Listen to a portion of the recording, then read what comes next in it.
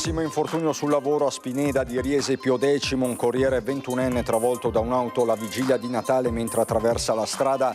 Il giovane è ricoverato al Cafoncello in condizioni molto serie. La messa della vigilia celebrata dal Vescovo in stazione delle Corriere, l'appello di Monsignor Tomasi, non dimenticare gli ultimi, sit-in fuori dalla prefettura per i senza tetto. Dopo l'aggressione subita venerdì in via Cornarotta a Treviso parla per la prima volta il direttore Baccialli, violenza gratuita e inspiegabile, ringrazio tutti per la solidarietà. Nella confusione degli acquisti nella vigilia, ladro ruba una borsa firmata in una boutique di Piazza dei Signori a Treviso, ma viene bloccato prima di uscire e consegnato alla polizia. Ladri ancora in azione nella Marca trevigiana, vacanze di Natale rovinate per una famiglia di San Biagio di Callalta, costretta a tornare a casa di tutta fretta. Vigilia di Natale caratterizzata dal maltempo, acqua alta a Venezia, pioggia e forte vento in pianura, neve sulle prealpi, soccorsi 2 giovani bloccati in nottata sul Grap insieme al padre andato a prenderli, traffico paralizzato tra Piazza Duomo e Via Canova all'ora di pranzo, automobilista straniero parcheggia il SUV lungo la pista ciclabile e l'autobus non riesce a passare, deve intervenire il carro attrezzi. Nei capoluoghi veneti, giornata all'insegna della caccia all'ultimo regalo, vigilia tra acquisti nei negozi. A Treviso spopola il natalino, il pensiero per i colleghi. Bentrovati, buonasera telespettatrici, telespettatori di Antenna 3. C'è la cronaca in apertura del nostro telegiornale anche in questa vigilia di Natale. Un gravissimo infortunio sul lavoro è accaduto oggi a Spineda di Riese Pio X con un corriere 21enne che è stato travolto mentre attraversava la strada da un'auto. Si trova in condizioni molto critiche al Cafoncello. Ennesimo infortunio sul lavoro, lotta tra la vita e la morte. Un 21enne trevigiano investito da un'auto sulle strisce pedonali in via 13 aprile a Spineda di Riese Pio X, mentre alla vigilia di Natale stava lavorando come corriere delle poste. Il giovane versa in gravissime condizioni al Cafoncello di Treviso, dove è stato elitrasportato. Da una prima ricostruzione pare che il 21enne fosse appena uscito da un locale lungo la strada. Non si esclude dopo una consegna quando, attraversando a piedi, è stato travolto da una Mercedes classe A, guidata da una 44enne di Mussolente. Nell'urto il pedone è stato sbalzato a una decina di metri di distanza, riportando pesantissimi traumi, tanto che è stato necessario l'intervento dell'eliambulanza e ora si trova in terapia intensiva. Sul posto i carabinieri e il personale dello Spisal per ricostruire la dinamica e capire quali possano essere le cause del grave infortunio a poche ore dalla giornata di festa. Un episodio che allunga la lista degli incidenti sul lavoro in questo 2025 nella nostra regione, che si conferma maglia nera nel panorama nazionale. Adesso in via Roma a Treviso alla stazione delle Corriere con il nostro Lucio Zanato che si trova in compagnia del Vescovo Monsignor Michele Tomasi, per la parte tecnica Nicoletta Rizzetto. Buonasera Lucio.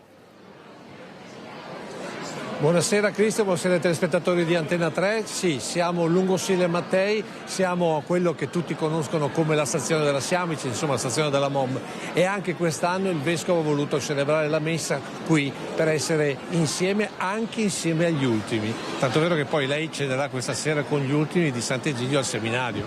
Sì, andrò a portare il saluto, la vicinanza, l'abbraccio, per poi portarmeli con me ancora nella messa in cattedrale della notte. Insomma, è un momento di festa che deve coinvolgere tutta la città in tutte le sue forme, quella città bella che sa produrre, che costruisce, quella città luminosa, ma anche quelle zone della città che sono più povere, più in ombra, alle volte più trascurate. Siamo tutti insieme e la nostra città e le nostre città diventano belle e grandi e umane quando camminiamo tutti insieme, quando non ci sono differenze. Lei nell'omelia ha citato Sant'Agostino, sì, parlando della città, chiamiamola materiale, invece della città spirituale. Sant'Agostino muore nel 430 in un'area, quella dell'Africa, dove ci sono ancora le guerre. Insomma, sembra che non sia cambiato nulla.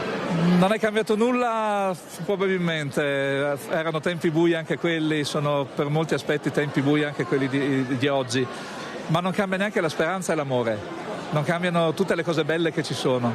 non cambia quella città di Dio di cui lui ci parlava, che non è un'altra città, non è una città separata, è una città costruita dall'amore di Dio, che si diffonde tra i fratelli e le sorelle e diventa una città abitabile. Dobbiamo scegliere noi se vogliamo vivere la pace o la guerra, dobbiamo scegliere noi quale amore, se l'amore di egoismo o l'amore di donazione agli altri.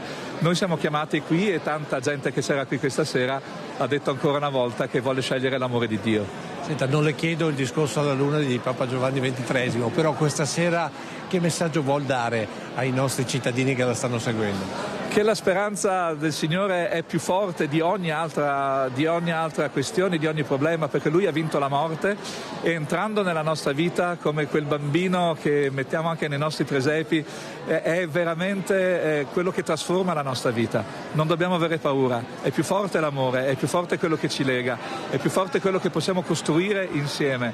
Il resto passa, il male e la morte sono sconfitti e il Signore ci vuole bene e possiamo volerci bene. Ecco, questo è forse il messaggio più semplice e più profondo che ho da dare a tutti: vogliamoci bene. Grazie eccellenza, a te la linea Cristian. Grazie davvero Lucio Zanato con Nicoletta Rizzetto per la parte tecnica e grazie ovviamente a Monsignor Michele Tomasi.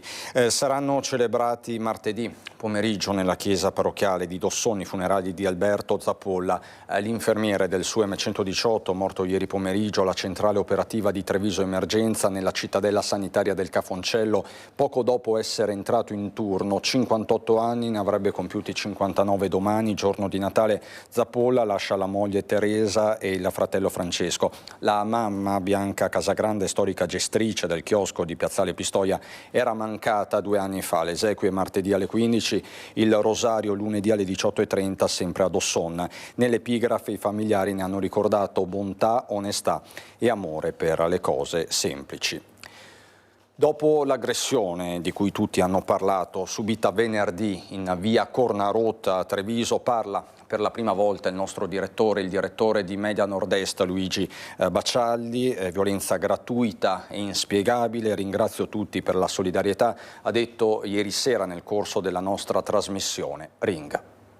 Più che la botta in testa e il dolore che ho provato, che a un certo punto ho visto nero e ho temuto di aver perso la vista, di aver riportato una frattura. E più che altro è l'indignazione per essere stato aggredito in maniera del tutto inspiegabile.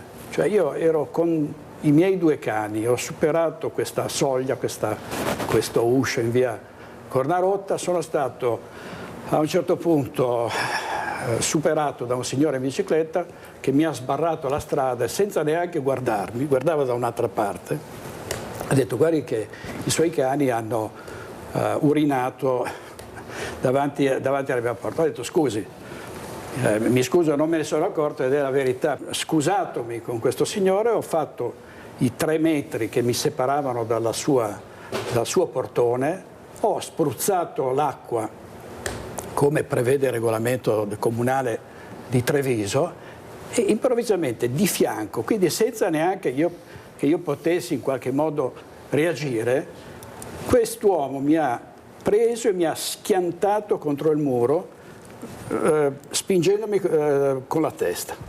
Cioè, ho preso una botta da restare tramortito, per cui gli ho chiesto, quando sono tornato in me, ho detto ma scusi, ma cosa ho fatto di male?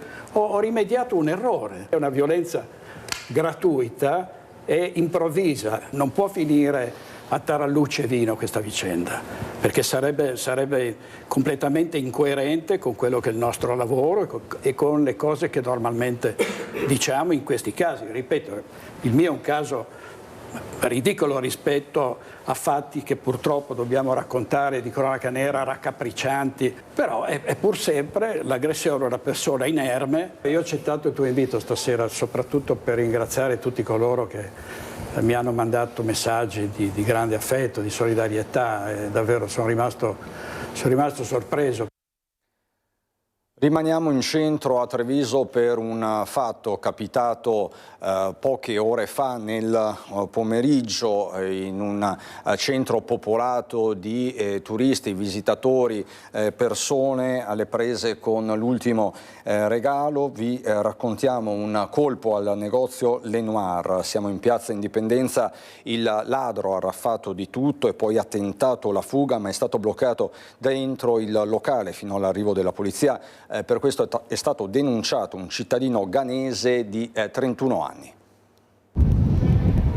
Ha approfittato della vigilia di Natale per entrare nel negozio affollato di gente, poi ha arraffato la merce ed ha tentato di uscire per darsi alla fuga. Il colpo è avvenuto nel pomeriggio nel negozio Lenoir in piazza Indipendenza. Aveva la borsa di Gucci in mano e dentro la borsa di carta e ha detto non ho preso niente, e io subito non ci ho pensato 2 volte, ho preso subito la borsa perché so che ha rubato, perché vedendo la borsa di Gucci dentro e l'ho tirato fuori, l'ho bloccato e l'ho preso dentro il negozio e abbiamo chiamato la titolare. Sheriff, che dà una mano in negozio, si è subito accorto di quanto stava accadendo, così non ci ha pensato 2 volte ed è intervenuto.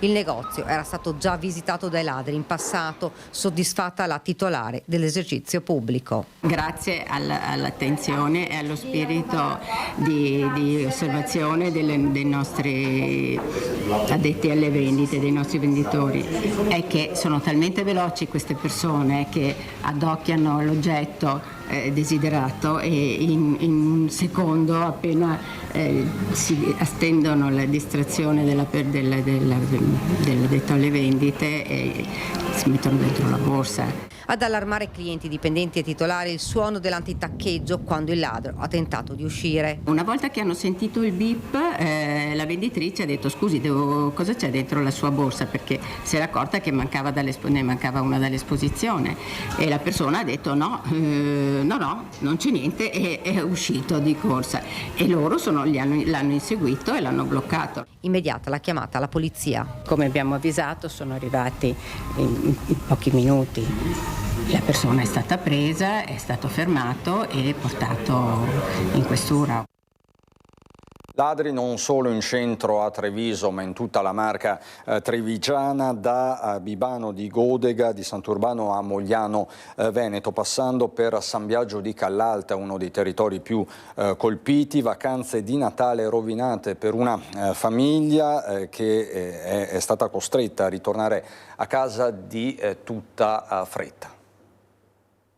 Eravamo appena partiti e dopo un pochino ci è arrivata la telefonata dell'allarme, per cui abbiamo girato la macchina e siamo tornati a casa e abbiamo trovato la casa aperta e tutte le luci spente. Doveva essere una breve vacanza di Natale in montagna, si è trasformata in una serata di rabbia e paura per una famiglia di San Biagio di Callalta, mamma, papà, 2 figli. I ladri hanno prima scavalcato la recinzione, poi hanno tranciato, probabilmente con una mazza, le 2 lanterne che erano rimaste accese. Volevano agire indisturbati. A qualche decina di metri ci sono altre abitazioni e questo a ridosso della Postumia. È così che hanno forzato la porta sul retro, entrando in cucina e poi in tutte le stanze, camera da letto al primo piano compresa. Non solo, i delinquenti trovano il tempo di svitare altre lampadine e di spegnere tutte le luci, abbassando gli interruttori del quadro elettrico. Nonostante questo, il bottino è nullo, non trovano né oro né contanti. Mentre l'allarme continua a suonare, si danno alla fuga.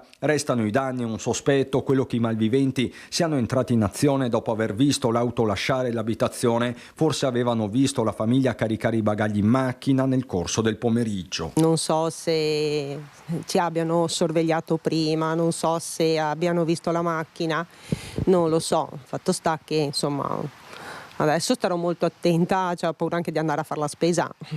Quindi non è solo la vacanza di Natale rovinata, è qualcosa di più. Certo, perché ti senti comunque violato in quello che è la tua casa.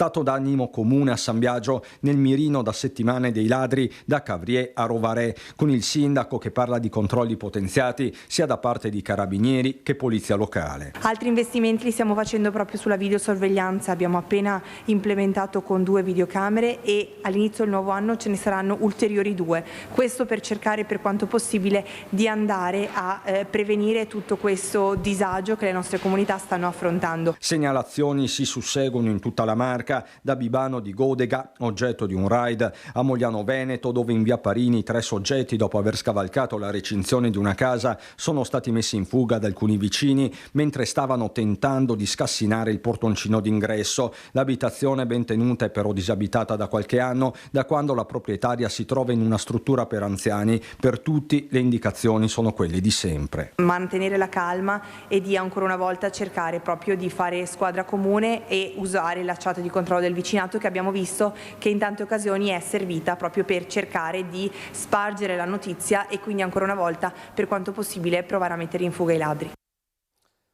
Avventura invece a lieto fine sul versante trevigiano del Monte Grappa, dove 2 ragazzi sono rimasti bloccati con l'auto nella neve. Anche il padre, che si era mosso per soccorrerli, è andato in difficoltà. Provvidenziale è stato l'intervento del soccorso alpino. Erano saliti ieri sera fino a Cima Grappa, ma il rientro si è trasformato in un incubo. Un ragazzo e una ragazza di 24 anni di Campo San Piero sono rimasti bloccati con l'auto nella Val delle Mure, sul versante di Pieve del Grappa, lungo una strada già chiusa nella parte alta a causa della neve e del ghiaccio. A tradirli è stato il navigatore, che li ha indirizzati su un percorso impraticabile dopo l'ultima nevicata. Impossibilitati a proseguire, i 2 giovani hanno chiesto aiuto. Il padre del ragazzo ha provato a raggiungerli, ma si è bloccato a sua volta, dando l'allarme al 118. Intorno alle 6:30 del mattino è intervenuta una squadra del soccorso alpino della Pedemontana del Grappa, salita dalla località Salto della Capra. I soccorritori hanno raggiunto i 2 ragazzi, agganciato l'auto e l'hanno trainata in sicurezza fino alla strada pulita. Una seconda squadra ha invece raggiunto il padre, accompagnandolo fuori dalla zona innevata. Riuniti e finalmente al sicuro, genitore e figli sono poi ridiscesi a valle. Nessuna conseguenza per loro, ma l'ennesimo richiamo alla prudenza. In montagna, soprattutto d'inverno, basta poco per trovarsi in difficoltà. Neve, vento forte, pioggia, è una vigilia di Natale di allerta gialla per buona parte del Veneto. Facciamo il punto con il nostro generale Giancarlo Iannicelli. Un anticiclone va prendendo piede su di noi, nasce da lontano, dal nord Europa, e si estende gradualmente verso le nostre latitudini. Questo garantisce un miglioramento che sarà evidente domani, appunto nella giornata di Natale. Vedete la carta del tempo, è un anticiclone, ripeto, che si rafforzerà sempre più e quindi sarà più evidente l'azione positiva a giorni a seguire, quindi la prossima settimana. Comunque per domani le previsioni sono meglio del previsto, di quelle che potevano sembrare i giorni scorsi. Inizialmente ancora qualche pioggia residua in modo molto intermittente, poi gradualmente la nuvolosità si attenuerà e tenderemo addirittura verso un cielo poco nuvoloso. Così un miglioramento è già sensibile per la giornata di Santo Stefano, quando l'anticiclone, ripeto, si rafforzerà ulteriormente e quindi garantirà cielo in prevalenza sereno o poco nuvoloso. Un sereno, diciamo subito, che è poco nuvoloso, che poi proseguirà fino a fine anno, anche se si abbasserà la temperatura. I venti ancora saranno deboli, di direzione variabile, una componente da nord. Le temperature per domani e dopodomani saranno sopra lo 0, anche se di poco, le massime intorno ai 7-8 gradi. Buon Natale a tutti. Lasci una voragine ora nella mia vita e in quella dei ragazzi, ma lascia anche un patrimonio di valori, insegnamenti e amore. Sarà tutto questo che ti renderà eterna e presente nelle nostre vite fino alla fine. È una parte della lettera accorata dell'imprenditore Alessandro Benetton, che ha voluto salutare la sua storica assistente personale Gloria Guidolin, mancata a 56 anni per un male incurabile. Questa mattina alle 10:30 nel Duomo di Treviso l'ultimo saluto alla donna, che ha lasciato un grande vuoto nella nota famiglia trevigiana e in tutte le persone che l'avevano conosciuta. Voltiamo decisamente pagina nel bel mezzo di una delle giornate più affollate dell'anno, con negozi e locali pieni per gli ultimi acquisti di Natale. Un SUV parcheggiato fuori posto in via Canova a Treviso ha bloccato il centro città nella zona di Piazza Duomo. È successo intorno alle 14 di una vigilia di Natale resa già più congestionata a causa di vento e pioggia. Il Peugeot 3008 intestato a un automobilista straniero è stato lasciato lungo la pista ciclabile di via Canova con il conducente che a quel punto se n'è andato, ma il mezzo rendeva impossibile all'autobus passare. Risultato: traffico bloccato e carro attrezzi fatto arrivare dalla polizia locale in contromano per rimuovere il SUV, con relativa multa e costo della rimozione a carico ovviamente del proprietario. Dicevamo, ore di shopping, centro popolato, presenze record. Abbiamo fatto il punto proprio dello shopping. C'è una nuova tendenza, il cosiddetto natalino, che è il pensiero per i colleghi. Vigilia di Natale, ultimi acquisti per i regali da mettere sotto l'albero. La tendenza di quest'anno è il natalino, il regalo da fare ai colleghi. Il natalino l'hai fatto quest'anno? No. Sai cos'è? No. È il regalo fatto ai colleghi di lavoro. Questa è la tendenza. La mia presenza. Gli regali la tua presenza? Certo. È già tanto. È già tanto, è tantissimo. Il natalino. Il regalo si fa ai colleghi di lavoro. È la tendenza di quest'anno. No, non lo faccio. Solo alcuni più stretti. Sai che se non fai il natalino poi per tutto l'anno hai colleghi che si arrabbiano. Allora li vado a fare adesso. Il natalino, sono andato a comprare un bel po' di regali il weekend scorso, sì. Ma per i colleghi di lavoro? Sì, per i colleghi di lavoro, famiglia, tutti. Quanto hai speso? Siamo dai 0-10 euro, sono tanti, però quindi bisogna contenersi. Anche perché sennò poi per il resto dell'anno. Esatto, poi sì, si abitano bene, se l'aspettano ogni volta, Pasqua, Natale, no. No, siamo un'azienda troppo grande, quindi non sarebbe impossibile fare Natalino a tutti quanti. Vabbè, ma insomma qualcuno di particolare, qualche collega più vicino, no? Ai colleghi niente. A qualche cliente sì, volentieri. Biscottini, pastine, questi giorni ho fatto qualche Hai fatto il natalino ai clienti? Ai clienti sì, ai clienti. E ai colleghi no? Sì. Colleghi no, colleghi bisogna collaborare, andare avanti, essere un bel team, però il natalino niente. E poi si arrabbiano? Non si arrabbiano perché è una cosa reciproca. Natalino fatto? Natalino sì, alla cena aziendale. Sì. Ma che cosa hai fatto come natalino? Ho preso una tazza che è comoda perché abbiamo anche la macchinetta e dei cioccolatini. Abbiamo dato in beneficenza quello che dovevamo dare ai colleghi. Quindi insomma il natalino l'avete fatto? In quel senso sì, in ufficio sì. Ma la tendenza di quest'anno? La tendenza di questo anno? Sì, è fare il regalo anche ai colleghi di lavoro. Amore, è un regalo. Il natalino fatto. Che cosa hai fatto di natalino? Non posso dirlo. Perché solo il regalo ai colleghi si potrà dire, no? Sì, ma devo ancora consegnarli. A tutti i colleghi o solo a qualcuno? A chi se lo merita? Me l'hanno fatto a me in realtà. No, non abbiamo fatto regali ai colleghi. Niente. Ti manca il natalino? Esattamente. Quindi adesso vai a fare il natalino? No, basta, è finito, sono già in ferie ormai. Prossimo anno. No, ho fatto il natalino. Niente. Quindi niente ai colleghi di lavoro? No, li sopporto tutto l'anno. Li vedrò il prossimo anno e gli farò il natalone, no il natalino. Ecco, come vai in pensione. Saluti. Insomma, se ne riparla il prossimo anno. Noi adesso andiamo a Sant'Angelo, quindi rimaniamo sempre a Treviso, dove sono arrivati anche gli elfi di Babbo Natale. Quest'anno, anche se il tempo non è stato clemente, stiamo portando i regalini a tutti i nostri bambini del quartiere della contrada di Sant'Angelo Basso. È il terzo anno consecutivo e speriamo che ce ne siano tanti altri, perché almeno così accontenteremo sicuramente tanti bambini. Tanta gioia e felicità nei loro volti, e vedo che anche i genitori apprezzano quello che stiamo facendo. E siamo tutte persone che creano questo pur di far vedere ai bambini la gioia del Natale. È stato cominciato per uno scherzo tra amici e adesso stiamo ancora continuando. Vedo che le famiglie sono contente e spero di continuare ancora per molto tempo. Quest'anno siamo 11 elfi, purtroppo il Grinch stava male e è rimasto a casa, però piano piano lo stiamo ingrandendo perché bisogna far vedere queste tradizioni che ci sono ancora. Così dunque a Sant'Angelo Basso, ma lo avete sentito anche poco fa ai nostri microfoni, il vescovo di Treviso, Monsignor Tomasi, ha parlato di un Natale che deve essere comunque di solidarietà, dedicato agli ultimi, e proprio agli ultimi era dedicato il sit-in che si è svolto nel pomeriggio davanti alla prefettura per chiedere massima attenzione nei confronti dei senza tetto, a partire da quei giovani che stanno vivendo, anzi sopravvivendo in alcuni luoghi della città. Le voci di alcuni esponenti delle associazioni trevigiane presenti.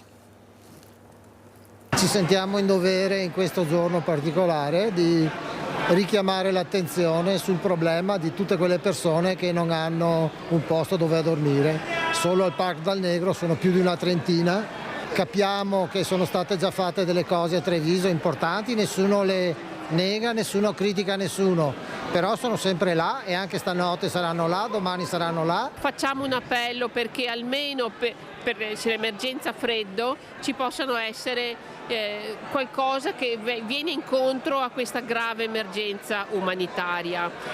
Vogliamo fare l'appello anche alle associazioni delle categorie professionali, perché laddove questi ragazzi lavorano e qualcuno di loro lavora ed è anche sfruttato, possono trovargli un alloggio. È importante venirsi incontro a Natale come in tutti gli altri giorni, soprattutto per questi ragazzi che noi conosciamo abbastanza bene, che hanno solo desiderio di aiutare la propria famiglia nei loro paesi, in Pakistan, in Afghanistan, in situazioni di guerra, in situazioni di grosse difficoltà. Siccome le risorse questa città ce l'ha, è bene che chi ha i mezzi decida di mettersi attorno a un tavolo assieme per risolvere. Domani sera invece, sera di Natale su Antenna 3, sempre su Antenna 3, un appuntamento con la musica gospel. Alle 21:15 trasmetteremo il grande concerto dei Joy Singers con la Soul Shakers Band e con la Joy String Ensemble.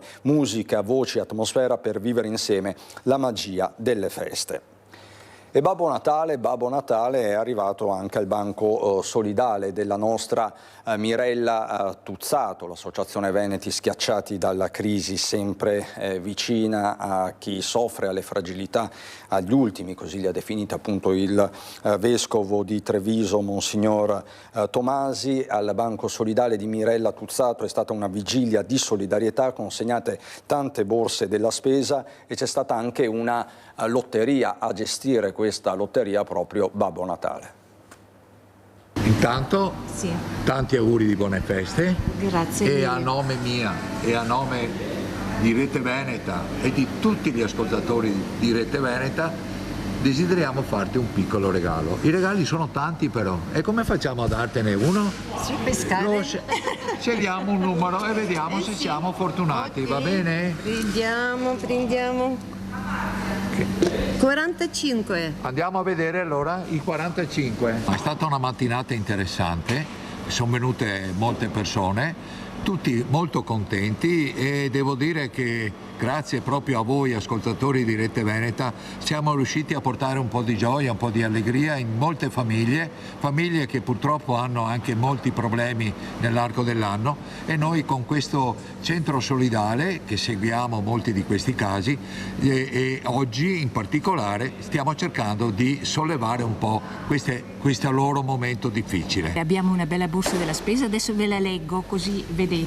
Abbiamo il panettone più il vino, latte, tè, ravioli più pasta o riso, formaggio, pesce, tramezzini, salame, pollo, pizza, caffè, zucchero, legumi, passata, pane, farina, carta, saponetta o dentifricio, farmacia per i bambini, pannolini omogeneizzati, frutta e verdura, cipolle e patate. Mi pare che è una cosa una borsa completa, in modo che si può festeggiare, e spero che possano stare anche un po' al calduccio. Io vi ringrazio. Ecco, e tanti auguri di buon Natale, buon anno, e che cominci bene. Tanti auguri, buone feste. Per noi adesso c'è un po' di pubblicità, fra poco.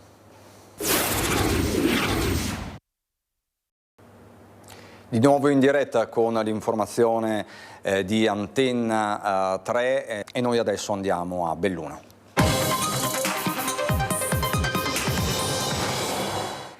Si è quasi concluso l'intervento delle squadre del soccorso alpino assieme alla Guardia di Finanza e dell'elisoccorso regionale per portare in salvo un escursionista del Cadore di 53 anni caduta poco sotto il sentiero a causa del manto scivoloso per la nevicata. La donna era riuscita a portarsi all'interno del rifugio in attesa dei soccorritori. Siamo nella zona di Malborghetto Valbruna. Fortunatamente l'elicottero dell'elisoccorso regionale è riuscito nuovamente a decollare per raggiungere il rifugio e portare via sia medico del soccorso alpino con l'infortunata sia il tecnico di elisoccorso. La donna che è scivolata scendendo poco sotto il rifugio è stata portata all'ospedale di Tolmezzo. E l'annunciata ondata di maltempo ha sfiorato la montagna bellunese senza scossoni di rilievo, nevicate di pochi centimetri in quota, pioggia ma solo nelle prime ore del mattino, nelle valli, passi tutti transitabili con le dotazioni invernali obbligatorie. Si sono abbassate le temperature ma l'inverno, quello vero, per ora non si vede, lo confermano i previsori di Arabba dell'ARPAV che segnalano addirittura da sabato rialzo delle temperature con inversione nelle valli a zero termico a 2900 metri di quota, valore prossimo alle giornate di giugno. Il tempo si manterrà perturbato fino alla prima parte del giorno di Natale per poi ritornare al bello con le prime schiarite dal pomeriggio.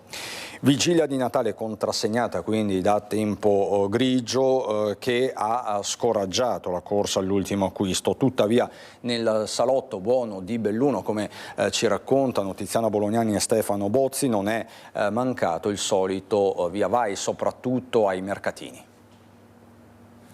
L'occasione del mercatino di Natale è comunque sempre valida per fare gli ultimi acquisti. Eh sì, lo dimostra il fatto che sono qui in questo momento proprio per fare un ultimo acquisto. Che cosa pensa lei signora di questo mercatino e soprattutto di questa iniziativa che quest'anno è decisamente differente rispetto all'anno scorso? Mi sembra molto più bella esteticamente e più ricca anche come mercatino, proprio come prodotti che offre il territorio. Si è animato nonostante le bizze del meteo il mercatino di Natale che quest'anno anima le iniziative organizzate in centro per le festività assieme alla pista di pattinaggio, la ruota panoramica e il villaggio degli elfi per i più piccini. La corsa all'ultimo acquisto è scattata di buon'ora. Come stanno andando gli affari? Molto bene, sì, abbiamo scelto quest'anno di partecipare, sta andando molto bene, vediamo che le persone poi ritornano e apprezzano poi i prodotti che proponiamo, quindi molto bene. Natale a Belluno, incanto fra le Dolomiti, il claim dell'evento organizzato da Belluno Viva con il contributo del Comune è arrivata a circa metà del calendario. Ci abbiamo messo l'anima, l'effetto importante per il Natale non è tanto lo strutturale, è l'emozionale. L'emozionale è la filodiffusione, sono le luci, sono gli addobbi e di conseguenza, ad esempio, proviamo a guardare il villaggio degli elfi, che quella parte lì è spettacolare. Le critiche alla prima dello scorso anno hanno contribuito a dare una svolta decisa all'evento 2025, inaugurato il 28 novembre, che coinvolgerà residenti e turisti fino al prossimo 6 gennaio.